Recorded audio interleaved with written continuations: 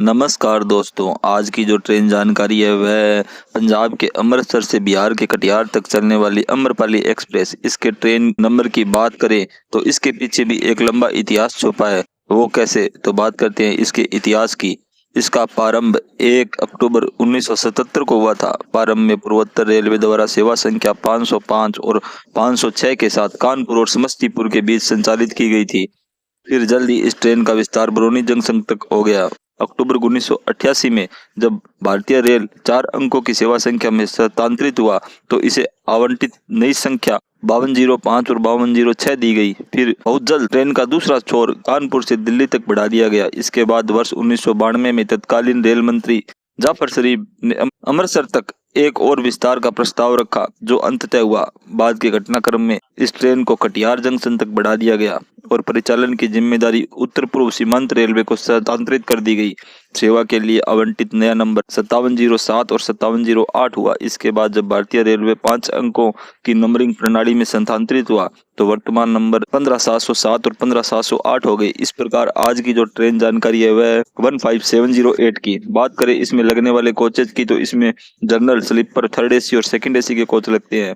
कभी कभी इसमें थर्ड ई के कोच भी एक्स्ट्रा जोड़े जाते हैं, जो त्योहारी सीजन और गर्मी की छुट्टियों में विशेषकर लगते हैं। बात करते हैं इसकी स्पीड की तो 48 किलोमीटर प्रति आवर एवरेज और 130 किलोमीटर प्रति आवर इसकी मैक्सिमम स्पीड है तथा इसमें सभी कोच एलएचबी की श्रेणी के होते हैं। जनरल के इसमें 2 कोच लगते हैं। किराए की बात करें तो अमृतसर से कटिहार तक का जनरल का जिनका किराया 420 रुपए, स्लीपर के इसमें 4 कोच लगते हैं जिनका किराया 710 रुपए और थर्ड एसी के इसमें 9 कोच लगते हैं जिनका किराया 1880 रुपए।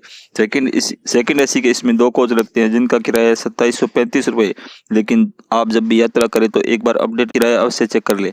बात करें इसके टिकट की तो इसमें स्लीपर कंफर्म मिलना मुश्किल है, परंतु थर्ड एसी के टिकट मिलना ज़्यादा आसान है क्योंकि अन्य ट्रेनों की अपेक्षा इसमें थर्ड एसी के कोच ज़्यादा लगते हैं। बात करते हैं इसके टाइमिंग और रूट की तो यह एक दिल्ली चलने वाली मेल एक्सप्रेस है जो अमृतसर से सुबह के 8:25 पर प्लेटफार्म नंबर 3 से रवाना होती है। इसके बाद जडियाला और व्यास को कवर करते हुए अगला बड़ा स्टेशन जालंधर शहर सुबह के 9:36 पर प्लेटफार्म नंबर 2 पर पहुंचती है तथा 10 मिनट यहाँ इसका स्टॉपेज रहता है। इसके बाद फगवाड़ा और फिल्लौर को कवर करते हुए मुख्य स्टेशन लुधियाना जंक्शन सुबह के 10:50 पर 1 नंबर प्लेटफार्म पर पहुंचती है और 10 मिनट यहाँ इसका स्टॉपेज रहता है।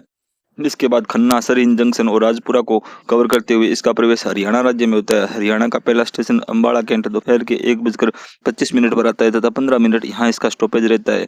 यहाँ यह 1 नंबर प्लेटफार्म पर आती है। इसके बाद हरियाणा के कुछ छोटे स्टेशन करनाल, पानीपत, सोनीपत और सब्जी मंडी को कवर करते हुए देश की राजधानी दिल्ली जंक्शन शाम के 5:20 पर 16 नंबर प्लेटफार्म पर पहुंचती है और 15 मिनट यहाँ इसका स्टॉपेज रहता है। इसके बाद इसका प्रवेश यूपी में होता है। यूपी के कुछ छोटे स्टेशनों Khurja junction, Aligarh junction, Hathras junction, Tundla junction और फिरोजाबाद और इटावा जंक्शन, इन सब स्टेशनों पर 2 मिनट का ठहराव लेते हुए इसके बाद अगला मुख्य स्टेशन कानपुर सेंट्रल रात्रि के 12:25 पर 9 नंबर प्लेटफार्म पर यहाँ पहुंचती है और इसका स्टॉपेज 5 मिनट का रहता है। इसके बाद उन्नाव जंक्शन को कवर करते हुए अगला बड़ा स्टेशन ऐशबाग रात्रि के 2:10 पर आता है और 3 नंबर प्लेटफार्म पर पहुंचती है और यहाँ इसका 10 मिनट का स्टॉपेज रहता है। इसके बाद बादशाह नगर और बाराबंकी को कवर करते हुए अगला बड़ा स्टेशन गोंडा सुबह के 5:25 पर पहुंचती है और यहाँ यह 2 नंबर प्लेटफार्म पर आती है तथा 5 मिनट यहाँ इसका ठहराव रहता है। इसके बाद मनकापुर और बस्ती और खलीलाबाद को कवर करते हुए अगला मुख्य स्टेशन गोरखपुर सुबह के 8:15 पर 1 नंबर प्लेटफार्म पर पहुंचती है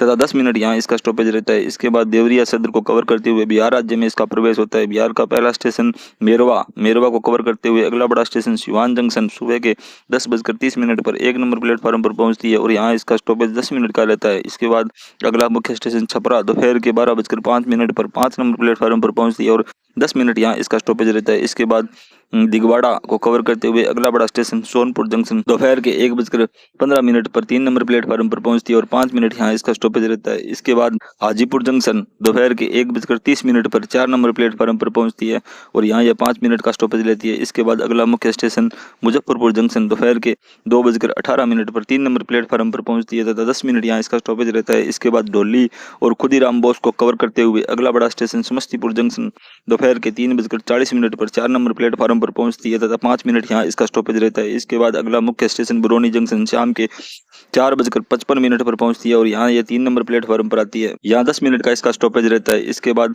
इन सभी स्टेशनों जो कि एक छोटे स्टेशन है जैसे बेगूसराय, खगड़िया, मानसी, थाना बीरपुर, नौगछिया, कुर्सेला और कारागोला रोड, इन सब पर 2 मिनट का ठहराव रहता है। इसके बाद यह ट्रेन अपने गंतव्य कटिहार जंक्शन रात्रि के 10:10 पर पहुंचती है। यहाँ यह 2 नंबर प्लेटफार्म पर आती है। इस प्रकार यह ट्रेन 53 स्टेशनों और 4 राज्यों समेत राजधानी को कवर करते हुए 1809 किलोमीटर का सफर 37 घंटे 45 मिनट में पूरा करती है।